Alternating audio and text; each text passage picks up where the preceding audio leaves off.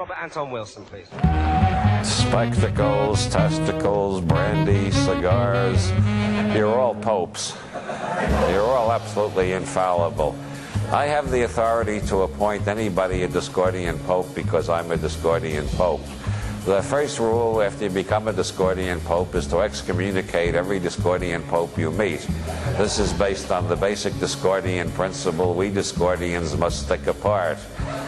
The Discordian Society, as some of you may know, is based on henotheism, which is a bit of a novelty in the modern world because we've all been conditioned by 2,000 years of monotheism. There are some pagans trying to revive polytheism. You must have heard of them. Henotheism does not claim there's only one God, and it doesn't insist that they all have to be treated equally. Henotheism says there's lots of them, but pick out the one you like best for yourself.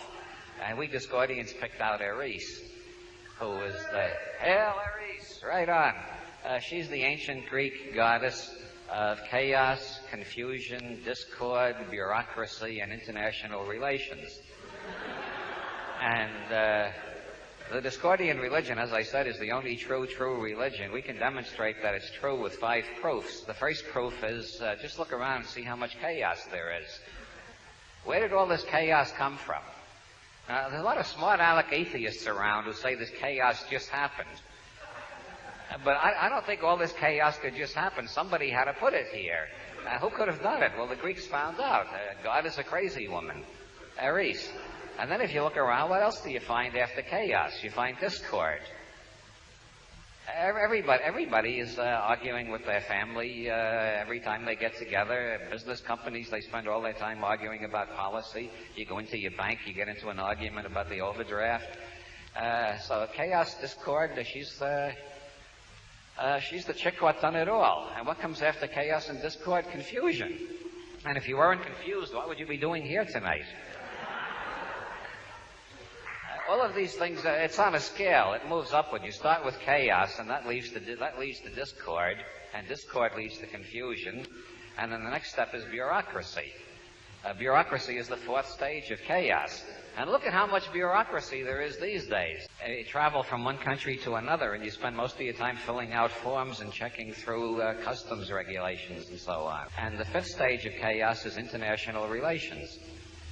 And that is the highest degree of chaos.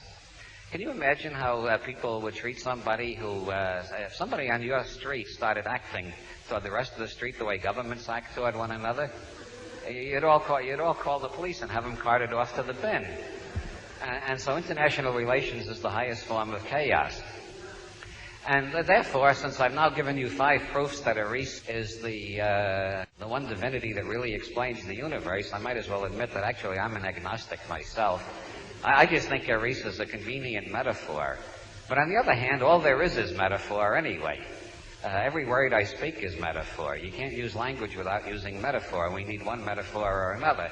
And so this way we rope in the sentimental agnostics, you see. Okay, you don't have to believe in Eris literally. We don't claim there's some great big goddess up there in the sky. That's just a metaphor. But you got to understand the meaning behind the metaphor.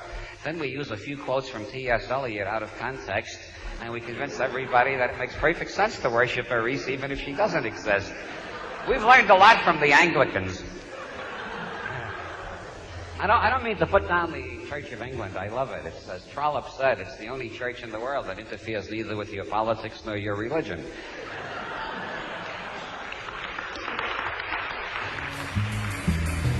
Discordians don't have dogmas, which are absolute beliefs. We have katmas, which are relative meta-beliefs.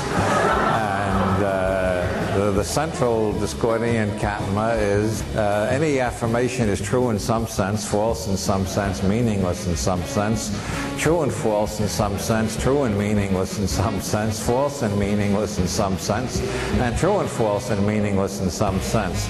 And if you repeat this 666 times, you will achieve supreme enlightenment in some sense. There are approximately 12 million Discordian popes now. Originally, Balaklips the Younger, the founder of Discordianism, had cards printed, and he'd just hand them out to everybody he met, making them popes. And then I printed the Pope card in the Illuminatus trilogy, But then I was living in Ireland, and the Pope came to Phoenix Park and announced, the guy who thinks he's the only Pope, he announced that bishops could give indulgences over television, which was a new thing in Catholic doctrine. And I got the idea, well, if they can do indulgences on television, I can do pontifications. And so instead of giving out cards, every time I got on radio or television, I made the whole audience popes. Eventually, we'll make every man, woman, and child on this planet a pope. Most religious people take themselves too damn seriously, which is why they act like such damn fools. I'm using the word damn deliberately for the paradoxical effect. Like, I'm also a Buddhist, a Taoist, and a Confucian, as well as a Discordian, a subgenius, and a witch. I will officially announce that everybody in this room is now a Discordian Pope, just like me.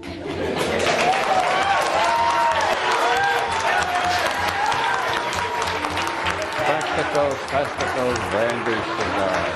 Testicles, brandy cigars. You are all absolutely infallible, and don't take crap from anybody. Okay.